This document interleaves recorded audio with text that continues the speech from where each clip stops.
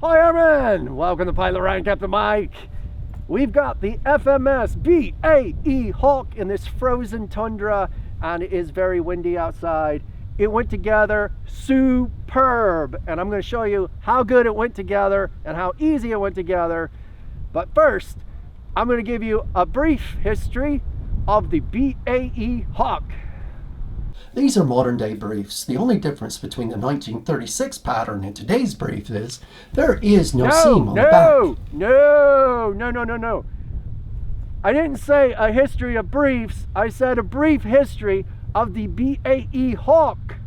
260,000 years ago, in 434 CE, there was a warrior, a leader of people called Attila the Hungarian. Attila means small daddy, and that wasn't his real name. It was Steve. And in England, in 1974, the first Hawk was flown. Then the T1 entered service in 1976. Since then, there's been many variants.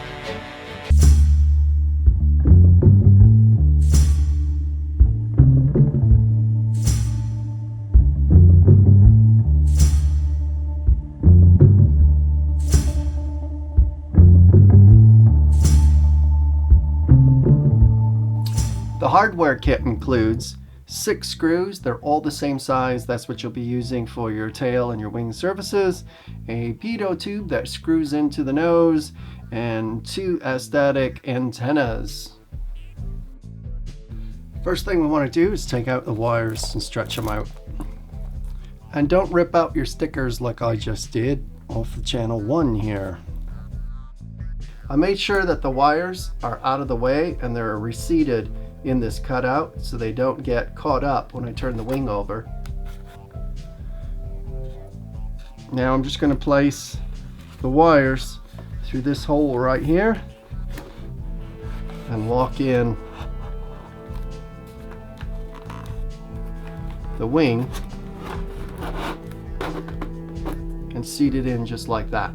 I'm going to screw in the wing. There's 4 points to tighten the wing down. I'm using, I believe, an 8mm Allen wrench.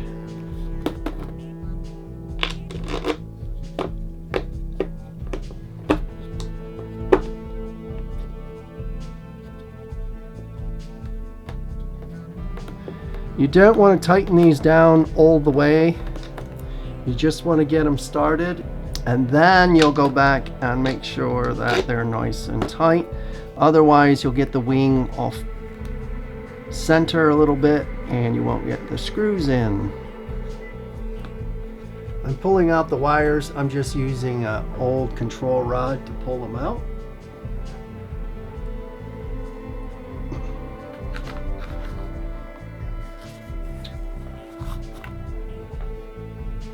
I'm going to connect the wires. And I'm going to force all the wires in to the channel.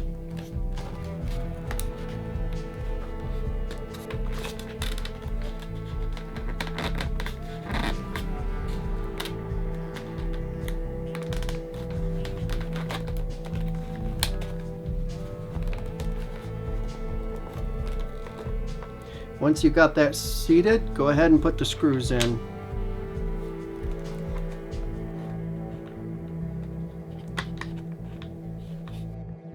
Find the gear lead that comes up out of the wing, and then find the gear that comes from the nose and connect those together.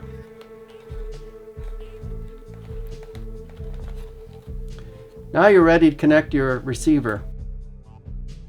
You can choose between 2 different pilots. The first one being John Oates from Hall & Oates, or our friend Dave Hawker from Texas.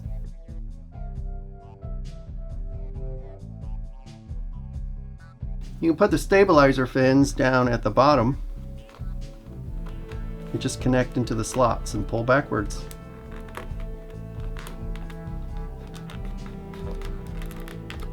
That's simple. The red arrow smoke module lines up onto the belly in the grooves and give it a good push. to lock it in place. The bottom antenna glues in right there, and the dorsal antenna gets glued right there on the top. And the pitot tube just screws into the front.